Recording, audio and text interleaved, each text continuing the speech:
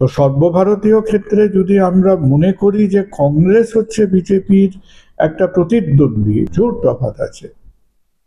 যারা দিনে 25 ঘন্টা পলিটিক্স করে তাদের সামনে দাঁড়িয়ে দিনে 6 ঘন্টা 7 ঘন্টা যে আমি 7 দিন সাংঘাতিক ক্যাম্পেইন করলাম, পরের 15 দিন হাওয়া হয়ে গেলাম, তাদের বিজেপির এই যে একটা কমপ্লিটলি টার্গেটেড মেশিনারি, এর সঙ্গে এদের পেরে ওঠা খুব কঠিন। একদিকে একটা গাড়ি ছুটছে আর তার পাশে টোটো ছুটিয়ে এরা কত দূর যেতে পারবেন সন্দেহ।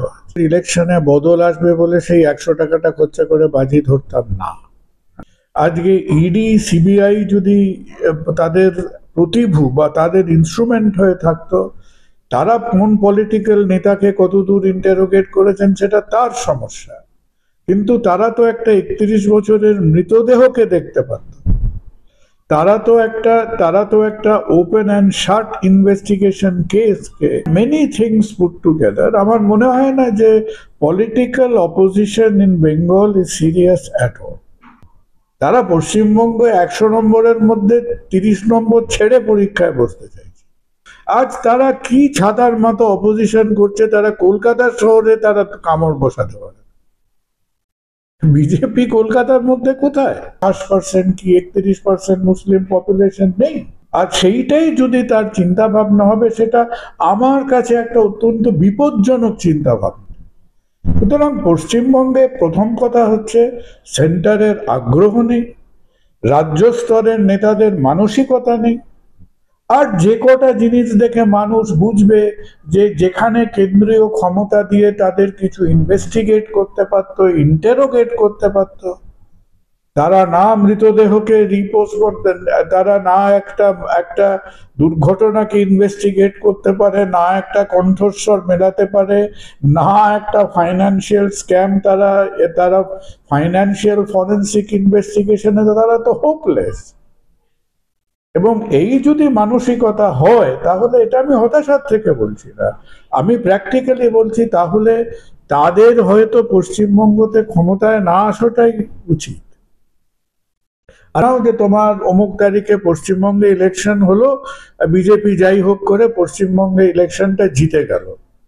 আমার তো মনে হয় যে তৃণমূলে যতগুলো লোক আছে, খালি আমার মনে হয় একজন লোক দলবদল করবে না, তার নাম হচ্ছে মমতা বন্দ্যোপাধ্যায়।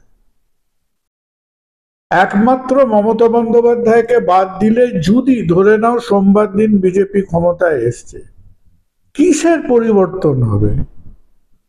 আজকে তৃণমূলে যদি 1 লক্ষ ইম্পর্টেন্ট মেম্বার থাকে, এক মমতা বন্দ্যোপাধ্যায় বাদ দিয়ে তো মানে তোমার 99,999 জন দল বদল করবে, একই লোক থাকবে। নমস্কার দর্শক বন্ধুরা, ইমেজ বেঙ্গলে আপনাদের সকলকে স্বাগত।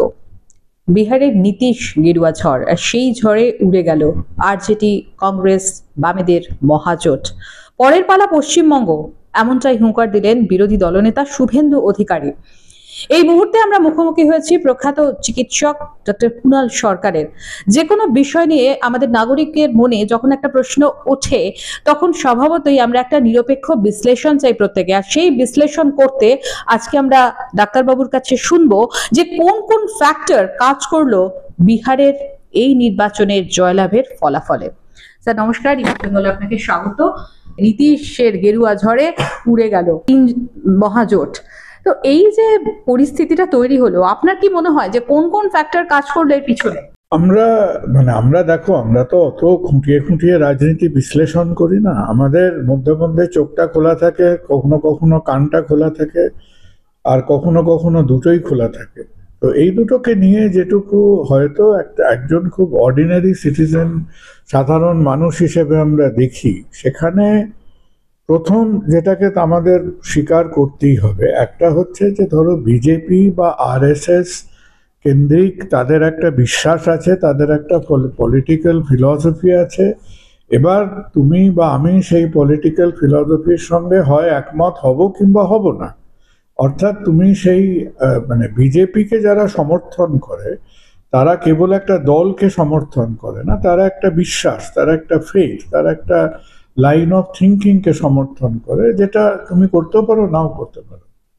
কিন্তু বিজেপির যে জিনিসটার সঙ্গে আমার মনে হয় না কেউ তর্ক করতে পারবে, সেটা হচ্ছে বিজেপি যে সিনসিয়ারিটি এবং যে ডেডিকেশন নিয়ে বিজেপি পলিটিক্সটা করে, সেইটার সঙ্গে আমার মনে হয় যে বর্তমানে আজকে বিজেপির অপোজিশনে যারা দাঁড়াচ্ছেন, সর্বভারতীয় ক্ষেত্রে বলছি, সব ব্যাপারের মধ্যে বাঙালিদের আদব কায়দাটা একটু আলাদা। বাংলায় এখন যে জিনিসটা চলছে, তো সর্বভারতীয় ক্ষেত্রে যদি আমরা মনে করি যে কংগ্রেস হচ্ছে বিজেপির একটা প্রতিদ্বন্দ্বী, তো সেখানে তুমি যদি বিজেপির হর্স পাওয়ার আর কংগ্রেসের হর্স পাওয়ার দেখো, এখন কংগ্রেস মধ্যেই বিভিন্ন ইস্যু চলছে, তর্জন বর্জন করছে, কিন্তু কোনো একটা ইস্যু নিয়ে তারা একটা জোর কদমে লেগে থাকবে, পারসিস্ট করবে, পারসিউ করবে।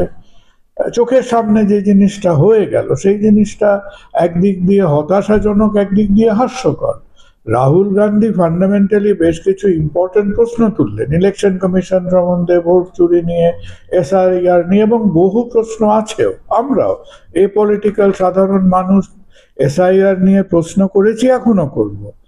কিন্তু আমি তুমি কথা বলা, একটা প্রোগ্রাম করা এক জিনিস, আর রাহুল গান্ধী অনেকগুলো ইম্পর্টেন্ট ক্রিটিক্যাল পয়েন্টস তুলে তারপর সেটাকে যখন তার ইলেকশনের মাঠে তাকে ইমপ্লিমেন্ট করতে হচ্ছে, তিনি সপ্তাহের পর সপ্তাহ সেই ইলেকশন মাঠে তাকে দেখাই যাচ্ছে না।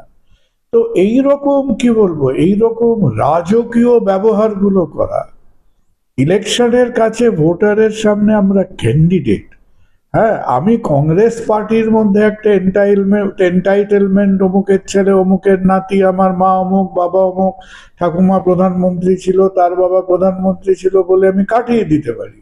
কিন্তু ভোটার, আমার মনে হয় যে সেই সমস্ত ফিউডালিজম গুলো, সেই সমস্ত গুলো ভোটার মানে না।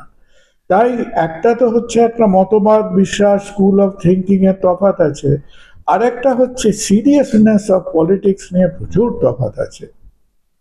যারা দিনে 25 ঘন্টা পলিটিক্স করে, তাদের সামনে দাঁড়িয়ে দিনে 6 ঘন্টা 7 ঘন্টা, যে আমি 7 দিন সাংঘাতিক ক্যাম্পেইন করলাম, পরের 15 দিন হাওয়া হয়ে গেলাম, তাদের বিজেপির এই যে একটা কমপ্লিটলি টার্গেটেড মেশিনারি, এর সঙ্গে এদের পেরে ওঠা খুব কঠিন। এদের আর্গুমেন্ট আছে, এদের এথিক্স আছে, এদের প্রতিবাদের মধ্যে হয়তো কিছু কিছু যথার্থ পয়েন্ট আছে, কিন্তু এইভাবে মানে যাই হোক, একদিকে একটা গাড়ি ছুটছে আর তার পাশে টোটো ছুটিয়ে এরা কত দূর যেতে পারবেন সন্দেহ আছে।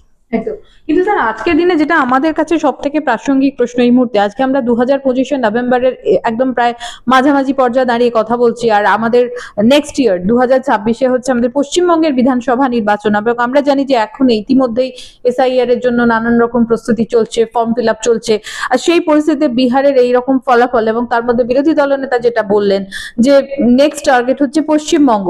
তার আগে একাধিক দুর্নীতির ইস্যু পশ্চিমবঙ্গের রাজ্যের ক্ষেত্রে দেখেছি যে একাধিক দুর্নীতির ইস্যু আমাদের সামনে উঠে এসেছে। আমাদের যেটা প্রশ্ন হচ্ছে যে এই পরিস্থিতিতে বিজেপির এই যে কঠোর অবস্থান বা এই যে স্ট্রং সিচুয়েশন, এবং তার পাশাপাশি এতগুলো দুর্নীতি এবং এসআইআর, এটা পশ্চিমবঙ্গের নির্বাচনে আগামী দিনে কতটা বদল আনতে পারে, আপনার কি মনে হয়? দেখো, আমার পকেটে যদি 100 টাকা থাকতো, সবসময় থাকে না, তাহলে আমি পশ্চিমবঙ্গের ইলেকশনে বদল আসবে বলে সেই 100 টাকাটা খরচা করে বাজি ধরতাম না। আর অনেক অনেক কিছুটা আমরা দেখেছি, শুনেছি, চারদিকে যা দেখছি শুনছি সেটা দেখে মনে হয় যে একটা জিনিসের পশ্চিমবঙ্গের মানুষদের, সেটা আপনি উৎসাহের সঙ্গে করবেন কি হতাশার সঙ্গে করবেন সেটা আপনার ব্যাপার, কিন্তু পশ্চিমবঙ্গের পলিটিক্যাল অপোজিশন এবং ভোকাল অপোজিশনের মধ্যে একটা তফাৎ করতে হবে। চিৎকার চেঁচামেচি আর একটা খিমচি করা পলিটিক্স, একে অপরকে আমরা কিছু সাংঘাতিক খারাপ কথা বললাম, তাকে ছিঁড়ে খেলাম, তাকে একদম, আমাদের মুখ যদি এক একটা মেশিন গান হতো, আমরা সেই মুখ দিয়ে যা গুলি ছুড়লাম, সেই গুলি ছুঁড়ে আমি প্রায় 3য় বিশ্বযুদ্ধ জিতে ফেললাম। কিন্তু যখন পলিটিক্সের মাঠে হচ্ছে, যখন অ্যাডমিনিস্ট্রেশনের মাঠে নামতে হচ্ছে, সেখানে আমাদের পলিটিক্যাল অপোজিশনকে অত্যন্ত ফাঁপা, অত্যন্ত ডিসঅর্গানাইজড, এবং সবচাইতে বড় কথা হচ্ছে ভীষণ ইনসিনসিয়ার বলে মনে হচ্ছে, ভীষণ ইনসিনসিয়ার। তাহলে পশ্চিমবঙ্গের মানুষকে আজকে, একজন মানুষ, আমিও 10 কোটির মধ্যে একজন মানুষ, তো সেই মানুষের আজকে কনক্লুশন হচ্ছে ভোকাল অপোজিশন সাংঘাতিক, আমরা এবং আমাদের অপোজিশন যদি আজকে রোজ সন্ধেবেলা ওই 2.5 ঘন্টা চিৎকার চেঁচামেচি দিয়ে কেউ ইলেকশনে ভোটাভুটিতে রূপান্তরিত করতো, একটা সফটওয়্যার অ্যাপ থাকতো যে 2 ঘন্টার চেল্লানোকে তুমি যদি ভোটে পরিণত করতে চাইতে, তাহলে কোন দিন আমাদের সরকার পাল্টে বসে থাকতো। কিন্তু চেল্লাচিল্লি is to electoral politics, vote দেওয়ানো বা ভোট করানো ইজ এন্টায়ারলি ডিফারেন্ট। সুতরাং পলিটিক্যাল এরিনাতে আমার মনে হয় যে 1 নম্বর হচ্ছে, তুমি যদি বিজেপির কথা চিন্তা করো, এখনো কেন্দ্রীয় বিজেপির পশ্চিমবঙ্গ সম্বন্ধে কোনো রকম বিন্দুমাত্র ফোকাস বা সিরিয়াসনেস দেখা যায়নি। আজকে ইডি সিবিআই যদি তাদের প্রতিভু বা তাদের ইনস্ট্রুমেন্ট হয়ে থাকতো, তারা কোন পলিটিক্যাল নেতাকে কতদূর ইন্টারোগেট করেছেন সেটা তার সমস্যা, কিন্তু তারা তো একটা 31 বছরের মৃতদেহকে দেখতে পারত। তারা তো একটা ওপেন অ্যান্ড শাট ইনভেস্টিগেশন কেসকে ওই রকম একটা ফার্সে, হ্যাঁ আমরা তাদের সাহায্য করেছি করতে। আজকে আমরা যদি ন্যাকা সেজে বলি যে আজকে আরজি করে অভয়ার মৃত্যুর রিপোর্ট সিবিআই দেয়নি বলে সম্পূর্ণ সিবিআই দোষী, না, কারণ সিবিআইয়ের আগে তো শিয়ালদা কোর্টের রিপোর্টটা তো আছে, সেই জাস্টিসের 350 পাতার রিপোর্টটা আছে। অভয়ার কেসটাকে সম্পূর্ণ আমরা ডাক্তাররা সেটাকে আমরা বিপথে চালিত করেছি, আমরা সেটাকে স্যাবোটাজ করেছি, সিবিআই আমাদের সঙ্গত করেছে মাত্র। আর সিবিআইয়ের মধ্যে দিয়ে আমরা কি বুঝতে পেলাম যে ভারত সরকারের মতবাদটা কি, অ্যাটিটিউডটা কি। আজও তো আমাদের বড় বড় নেতারা অভয়ার বাবা মার সঙ্গে কেউ 5 মিনিট তাদের টাইম দেন। হ্যাঁ, যে অভয়ার মৃত্যুটাও দুর্ভাগ্যজনক, দিল্লির কার ব্লাস্ট হওয়াটাও দুর্ভাগ্যজনক। দিল্লির বিপদে আপদে তারা যে কোনো মুহূর্তে ছুটে যান, আর যে ঘটনাটা পশ্চিমবঙ্গকে তোলপাড় করেছিল তার জন্যে তার যদি 5 মিনিটও সময় না থাকে, দিল্লিতেও যেতে হচ্ছে না। আজকে অগাস্ট 2024-এর পরের থেকে তারা কতবার কলকাতায় এসছে। হতাশাজনক অ্যাটিটিউড। সুতরাং and many things put together, আমার মনে হয় না যে political opposition in Bengal is serious at all. এখন সেটা কেউ বোঝাপড়া বলতে পারেন, কেউ সেটিং বলতে পারেন, কেউ বলতে পারেন যে বিজেপি অত তার ক্যাপিটাল ইনভেস্টমেন্ট করতে চায় না। দ্বিতীয়ত আমার মনে হয় বিজেপি যদি বিন্দুমাত্র পশ্চিমবঙ্গে সিরিয়াস হতো, যদি বিন্দুমাত্র সিরিয়াস হতো, তাহলে বিজেপির লাইন পশ্চিমবঙ্গে হওয়া উচিত ছিল যে তারা প্রো হিন্দুত্ব হতে পারে, কিন্তু তাদের মাইনরিটিদের থেকে মুসলিমদের তাদের একটা সংবেদনশীলতা আসা উচিত ছিল। আজকে প্রায়শই আমরা মুসলিমদের সম্বন্ধে বিজেপির নেতাদের কাছ থেকে যেরকম একেবারে কি বলবো, যেন কমপ্লিটলি আনসিম্প্যাথেটিক পোলারাইজড কাইন্ড অফ কথাবার্তা শুনছি। এই যে এসআইআর এর কথা উঠলে, এই যে রোহিঙ্গা সম্বন্ধে তারা যে কথাটা বলেন, আমি জানি না তারা কোনোদিন আরাকান রিজন বা মায়ানমারে গিয়ে রোহিঙ্গা চোখে দেখেছেন কিনা, কোনোদিন চট্টগ্রামের পার্বত্য অঞ্চলে কোনোদিন হেঁটেছেন কিনা। এগুলো হাস্যকর কথাবার্তা, হাস্যকর কথাবার্তা। সুতরাং তারা খুব ভালো ছাত্র হতেই পারে, কিন্তু পশ্চিমবঙ্গে কি তারা 70 নম্বরের পরীক্ষায় বসে 75 নম্বর স্কোর করতে চাইছে? কত বড় ছাত্র তারা, কত ইন্টেলিজেন্ট ছাত্র তারা পশ্চিমবঙ্গে 100 নম্বরের মধ্যে 30 নম্বর ছেড়ে পরীক্ষায় বসতে চাইছে। আর বিজেপির যে ফাঁক ফোকর গুলো আছে, সেই কিছু কিছু ফাঁক ফোকর তো একেবারে পশ্চিমবঙ্গের ইতিহাসে, আজকে ধরো আমরা জবের থেকে এ পার্টি সে পার্টির নাম দেখেছি, বুঝতে পেরেছি এই যে 34 বছর 33 বছর কত 7টা না 8টা ইলেকশন সিপিএম যখন দুর্দণ্ড প্রতাপে বামফ্রন্ট সিপিএম শাসন করেছে, তারা কলকাতায় দাঁত বসাতে পারত। এক সময় বোধহয় কলকাতা 10টা না 11টা সিট ছিল, তারপরে বেড়ে হয়তো 14টা সিট হলো কলকাতা।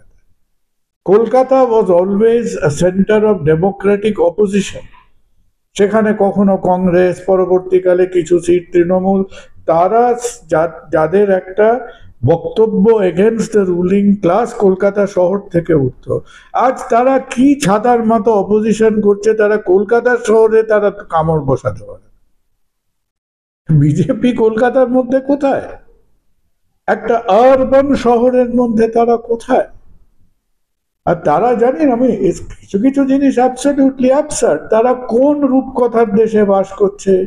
তারা কি আমাদের সেই মানে মানে তুমি 14 সেঞ্চুরি বলো কি 17 সেঞ্চুরির ইতিহাস তারা পাল্টে দেবে? যে তারা হঠাৎ ঘুম থেকে উঠে দাঁত মেজে ভাববে যে আমাদের রাজ্যে 28% কি 31% মুসলিম পপুলেশন নেই? আর সেইটাই যদি তার চিন্তা ভাবনা হবে, সেটা আমার কাছে একটা অত্যন্ত বিপজ্জনক চিন্তা ভাবনা। বিপজ্জনক চিন্তা ভাবনা। সেটা বিজেপির চিন্তা ভাবনা না। এক সময় নাজিরা সেরকম চিন্তা ভাবনা করত। That is equal to the Nazi thinking. সুতরাং পশ্চিমবঙ্গে প্রথম কথা হচ্ছে সেন্টারের আগ্রহ নেই, রাজ্য স্তরের নেতাদের মানসিকতা নেই। আর যে কটা জিনিস দেখে মানুষ বুঝবে যে যেখানে কেন্দ্রীয় ক্ষমতা দিয়ে তাদের কিছু ইনভেস্টিগেট করতে পারতো, ইন্টারোগেট করতে পারতো, তারা না মৃতদেহকে রিপোজ করতেন, তারা না একটা দুর্ঘটনাকে ইনভেস্টিগেট করতে পারে, না একটা কণ্ঠস্বর মেলাতে পারে, না একটা ফাইন্যান্সিয়াল স্ক্যাম, তারা ফাইন্যান্সিয়াল ফরেন্সিক ইনভেস্টিগেশনে তারা তো হোপলেস। এবং এই যদি মানসিকতা হয়, তাহলে এটা আমি হতাশার থেকে বলছি না, আমি প্র্যাকটিক্যালি বলছি, তাহলে তাদের হয়তো পশ্চিমবঙ্গতে ক্ষমতায় না আসাটাই উচিত। আর আরেকটা কথা দেখো, জানি না তোমরা বললে হয়তো অনেকে রাগ করবে, আমি ধরে নাও যে তোমার অমুক তারিখে পশ্চিমবঙ্গে ইলেকশন হলো, বিজেপি যাই হোক করে পশ্চিমবঙ্গে ইলেকশনটা জিতে গেল। আমার তো মনে হয় যে তৃণমূলে যতগুলো লোক আছে, খালি আমার মনে হয় একজন লোক দলবদল করবে না, তার নাম হচ্ছে মমতা বন্দ্যোপাধ্যায়।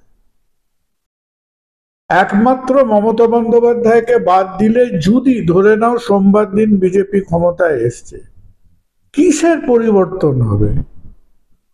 আজকে তৃণমূলে যদি 1 লক্ষ ইম্পর্টেন্ট মেম্বার থাকে, এক মমতা বন্দ্যোপাধ্যায় বাদ দিয়ে তো মানে তোমার 99,999 জন দল বদল করবে। একই লোক থাকবে, একই মন্ত্রী থাকবে, একই দল থাকবে, একই, যত তলার দিকে নামবে দেখবে সব হরিহর আত্মা। খালি কিছু মূর্খ লোক তাদের সময় এবং নষ্ট করবে, আর টিভির কিছু বাইট নষ্ট হবে। কারণ ওই এক সময় সন্ধেবেলা কীর্তন আর খিস্তি খেউড়ের আসর বসতো, এখন আমরা এগুলোকে সান্ধ্য টিভির আলোচনা বলি। কে যে কিসের জন্য আলোচনা করে না জানে। দুটো জিনিসের অপচয় হয়, একটা হচ্ছে অক্সিজেন আর একটা হচ্ছে ডেটা। পৃথিবীতে দুটোই খুব দুর্মূল্য জিনিস। It is a West of oxygen and West of data. পশ্চিমবঙ্গের এইরকম এটা সোশিওলজিক্যালি বর্তমান পলিটিক্যাল অপোজিশনের পরিপ্রেক্ষিতে ইলজিক্যাল। পলিটিক্যালি উদ্দেশ্য দেখা যাচ্ছে না, অ্যাপ্রোচ টু পলিটিক্স কমপ্লিটলি, তার মধ্যে কোনো রকম চিন্তা ভাবনা নেই। আর কেউ যদি কোথাও ভেবে থাকেন যে এর মধ্যে বিন্দুমাত্র সিনসিয়ারিটি আছে, সুতরাং আমার মনে হয় যে আপাতত অন্তত কিছু না দেখলে, আমি এটাকে একটা কন্টিনিউয়াস হাস্যকৌতুক হিসেবে দেখলে এন্টারটেন হতে পারো। পলিটিক্যালি এর মধ্যে খুব সাংঘাতিক ইনভেস্টেড হয়ে গিয়ে সময় নষ্ট করাটা উচিত। Look it as entertainment. এখন একটা খুব কথা আছে না, ইনফোটেনমেন্ট বলে চলে। তাহলে বঙ্গ বিজেপির অস্তিত্ব সে বঙ্গ বিজেপি জানে, সবারই তো একটা কাজকর্ম চাকরি বাকরি দরকার, ওটা তাদের প্রফেশন। তাদের বলা হয় যে দিনের মধ্যে 24টা ঘন্টা আছে, 1 ঘন্টায় 60 মিনিট আছে, এই প্রতি ঘন্টায় কাউকে হয়তো 10 মিনিট চিৎকার করতে হবে, চিৎকার কর। পিটি দেন। তাদের মধ্যে কেউ হয়তো খুব সিরিয়াস, মেবি তারা হয়তো ব্যক্তিগতভাবে খুব সিরিয়াস, কিন্তু তাদের সামাজিক অ্যাপ্রোচ, তাদের পলিটিক্যাল অ্যাপ্রোচ, তাদের মাথার ওপর যারা আছেন তাদের কনসলিডেটেড অ্যাপ্রোচ। হ্যাঁ, বাঙালি এই চাকরি বাকরি, তারপর এখন বাঙালির মাথা পিছু আয় কমে গেছে, আমরা খুব ঝামেলার মধ্যে আছি। এখন আমাদের টেক্কা দিয়ে প্রায় সব অন্যান্য রাজ্যের মফস্বল শহর বেরিয়ে যাচ্ছে। তো বাঙালি দুঃখ কষ্টে খানিকটা আছে বটে, আমরা বোকা হতে পারি কিন্তু অতটা বোকা। পার্থ চট্টোপাধ্যায় 3.5 বছর পর জেল থেকে বেরোবার পর তিনি পরিষ্কার বলে দিলেন, যিনি শিক্ষা দুর্নীতিতে অভিযুক্ত, তিনি বলছেন যে দুর্নীতি কোনো ইস্যু হতে পারে না, উন্নয়নটাই আসল। তাহলে কি 2026-এ উন্নয়নের ভরেই আবার ক্ষমতায় ফিরবে তৃণমূল কংগ্রেস? আপনার কি মনে হয়? দেখো, দুর্নীতি, আমার তো মনে হয় পার্থবাবু ইজ ম্যাথমেটিক্যালি কমপ্লিটলি কারেক্ট। কারণ দুর্নীতি সম্পূর্ণ কারেক্ট। এটা যদি পরীক্ষায় শর্ট নোট হতো, ওকে 10-এ 11 দেওয়া উচিত ছিল। দুর্নীতি কারা ঠিক করবে? দুর্নীতি ঠিক করবে নীতি, এবং দুর্নীতির তফাৎটা কোথায় করবে? কোর্ট করবে।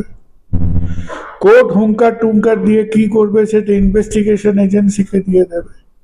তাহলে ইনভেস্টিগেশন, তুমি আমাকে পকেট মার বললে, দিয়ে পুলিশের হাতে দিয়ে দিলে, পুলিশ আমাকে 8 ঘন্টা নেড়ে চেড়ে বললো এ তো পকেট মার নয়, আমি প্রমাণ পাচ্ছি না। তাহলে তুমি নীতি এবং দুর্নীতির মধ্যে যদি কনক্লুশনে আসতে না পারো, হ্যাঁ, আজকে জানি না পুলিশ কি বলছে, যে খাটের তলায় পয়সাগুলো পকেট মানি ছিল, ওটা দিয়ে ওরা সন্ধ্যাবেলা ঘুরতে ঘুরতে ফুচকা টুচকা এটা সেটা খেতে যেতেন। আমার তোমার পকেটে 100-200 টাকা থাকে, কারো খাটের তলায় 5 কোটি 7 কোটি 10 কোটি ছিল, থাকতেই পারে। তারা বড় বড় লোক, তাতে ক্ষতি কি আছে? তো আমার দেশ তো আমাকে বলে দিয়েছে, আমার ইনভেস্টিগেশন এজেন্সি তো বলে দিয়েছে। তো অশোক স্তম্ভের ওপরে যে 4টে সিংহ বসে আছে, যার তলায় আমাদের ইনভেস্টিগেশন এজেন্সি গুলো ঘুরে বেড়াচ্ছে, সিংহগুলো হয়তো মৃত, কিন্তু ওই সিংহগুলোর অবস্থা এখন সার্কাসের সিংহর মতো অবস্থা হয়েছে। সিংহর মুখটা আছে, দাঁতটা নেই। তো যাকে আমার দেশের ন্যায় ব্যবস্থা যাকে ইনভেস্টিগেট করে উঠতে পারেননি, তো কি বলবো, সাধারণ মানুষ কি বলবো? সুতরাং হি ইজ থিওরিটিক্যালি কারেক্ট যে তার দুর্নীতি প্রমাণ করা যায়নি। কারেক্ট, ওকে তো প্রমাণ করতে পারেনি। জামিন হলো কি করে? করতে পারোনি বলে। এসআইআর কত বড় ফ্যাক্টর হতে চলেছে বাংলার ক্ষেত্রে? দেখো, এসআইআর ব্যাপারটা সম্বন্ধে নিশ্চয়ই আমার খুব স্ট্রং ওপিনিয়ন আছে। আমার মনে হয় প্রথমত এসআইআর আর ইন্টেন্সিভ রিভিশন এবং স্পেশাল ইন্টেন্সিভ রিভিশনের মধ্যে একটা তফাৎ আছে। তো আমাদের এই আবেগতাড়িত ভারতবর্ষ এবং আবেগতাড়িত বাঙালিদের মধ্যে এই সব জিনিসের খুঁটিনাটি বিচার করার সময় মানুষের নেই। Forget about it. Electoral role revise করা অত্যন্ত প্রয়োজন। সংক্ষেপে বলতে গেলে, যে দেশে 140 কোটি লোকের মধ্যে মেরে কেটে 3 থেকে 4% লোকের বার্থ সার্টিফিকেট থাকে, যে দেশ 70-75 বছর আগে একটা রক্তপাত, পপুলেশন আদান প্রদান, রিফিউজি ক্রাইসিসের মধ্যে দিয়ে যে দেশকে বাড়তে হয়েছে, এবং যে দেশে আমি তুমি অনেক কাঠখড় পুড়িয়ে আধার কার্ড, ভোটার আইডি কার্ড তৈরি করেছিলাম, তাহলে সেই দেশের ইলেকশন কমিশনের যে ক্ষমতা আছে, কি ক্ষমতা আছে? আমার বাড়িতে এসে আমার আধার কার্ড বা ভোটার আইডি কার্ড দেখে খাতায় সে আইদার আমার নাম আছে টিকমার্ক দেবে, না হলে নাম না থাকলে ওই দুটো কার্ড দেখে আমাকে ইনক্লুড করবে। আমি সেখানে জন্মেছি কিনা, আমার বাবা সেখানে জন্মেছি কিনা, আমার পরিবারে সেই জমির দলিল আছে কিনা, that is not the mandate of election commission. Logically এই কথাটা ঠিক যে ভারতবর্ষের নাগরিক ছাড়া তুমি ভোট দিতে পারো না। কিছু কিছু দেশ তাদের নন সিটিজেনদের ভোট দিতে দেয়, ভারতবর্ষ ইজ নট ওয়ান। তাহলে নাগরিকত্ব প্রমাণ হওয়া হচ্ছে স্টেপ এ, আর সেই নাগরিকদের নথিবদ্ধ করা হচ্ছে স্টেপ বি। ইলেকশন প্রসেসের মধ্যে দিয়ে তুমি নাগরিকত্ব প্রমাণ করতে গেলে তুমি একটা স্টেপকে এড়িয়ে গিয়ে পরের স্টেপে যাচ্ছ। কেন যাচ্ছ? এই কোয়েশ্চেনটা ক্রিটিক্যাল। ধরো তুমি মনে করলে যে তোমার চারিদিকে পোকা মাকড়, রোহিঙ্গা, হেনা তেনা, বাংলাদেশি, সব অমুক তমুক, সব হুদ্দল, চাইনিজ, পাঠান, মোগল ঘুরে বেড়াচ্ছে, তোমার সবাইকে ছাঁকনি দিয়ে বেছে ফেলতে হবে। That is not election commission's role. সেই রোলটা কার হতে পারতো? হয়তো তোমার রাজ্য পুলিশের হতে পারত। হোম মিনিস্ট্রি কোনো দ্বিতীয় মেকানিজম করতে পারত। তারা সেটা করলো না। কেন করলো না? দুটো কারণে করলো না। তুমি এনআরসি ইত্যাদি করতে গিয়ে তুমি ফাঁপড়ে পড়লে, কিছু রাজ্যে করতে পারছো, কিছু রাজ্যে করতে পারছো না। তুমি মেকানিজমটা ইমপ্লিমেন্ট না করে তুমি বড় বড় কথা বলতে বললে, অর্ধেক রাজ্যের লোককে তুমি ডিটেনশন ক্যাম্পে ফেলে দেবে, এই করবে, যেটা আসামে হলো। অনৈতিক কাজ হয়েছে আসামে। তো তুমি ওই স্টেপটা, কারণ ওইটা হলে চারিদিকে প্রতিবাদ হচ্ছে, মানুষ খুব ভালো করে নিচ্ছে না, তুমি সেইটা অ্যাভয়েড করে গিয়ে তুমি একটা গোঁজামিল দিয়ে কি করলে যে ইলেকশন কমিশনের হাতে সেই ক্ষমতাটা দিয়ে দিলে, which to me is a straightforward non-constitutional process. Supreme court নানান ব্যাপারে এখন ঢোক গিলে যাচ্ছে।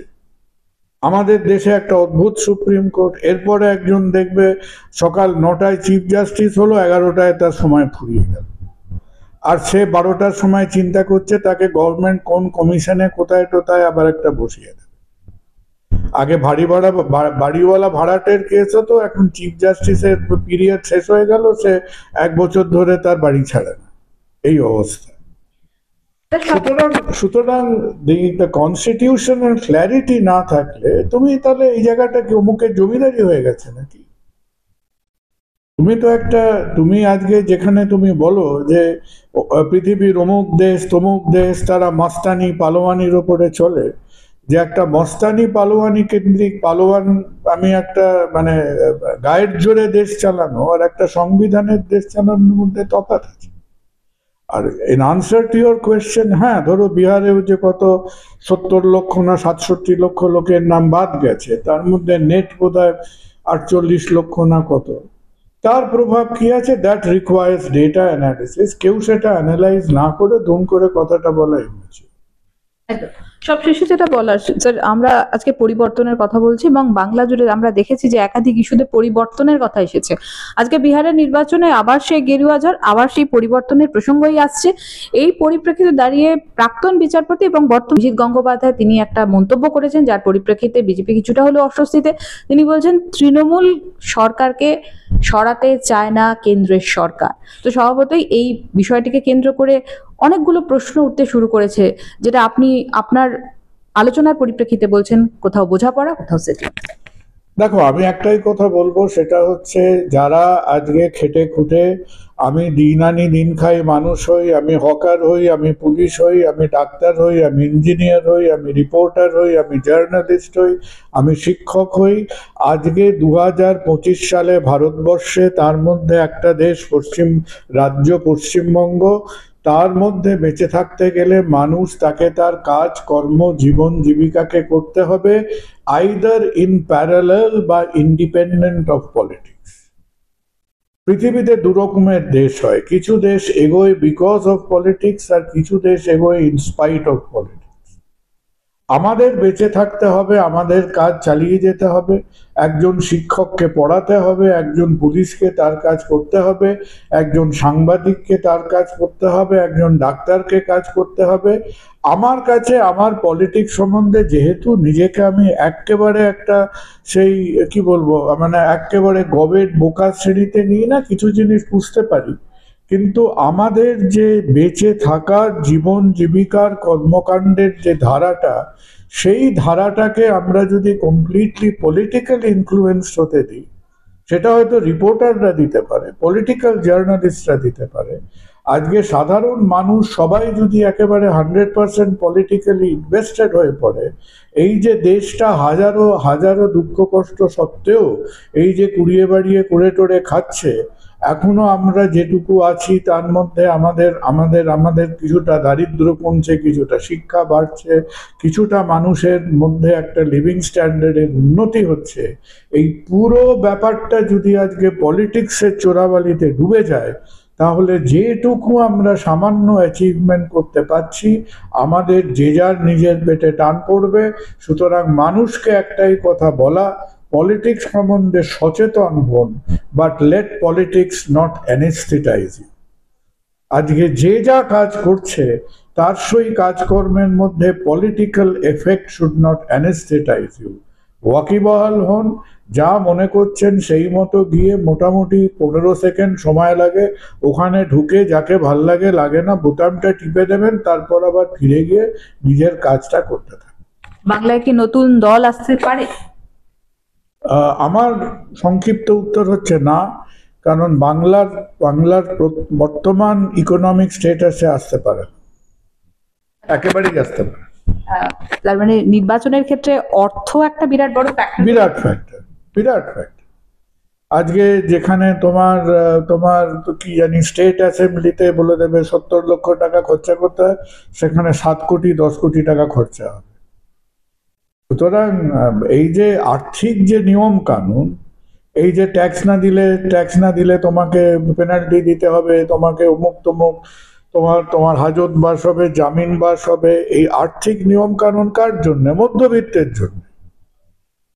সমস্ত আইন শৃঙ্খলা নিয়ম কানুন হচ্ছে মিডল ক্লাস লোকেদের জন্য, লিডারদের জন্য নয়। তোমার কি সত্যি এতদিন সাংবাদিকতা করে মনে হয় যে পলিটিক্যাল লিডারদের জন্য কোনো নিয়ম কানুন আছে?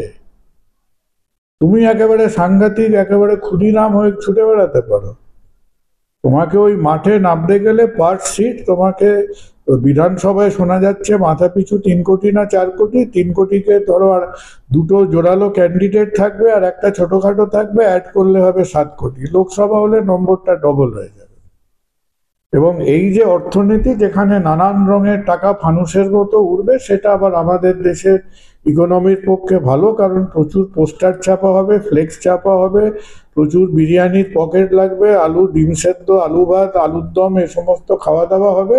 তো this is also some kind of N economic stimulus.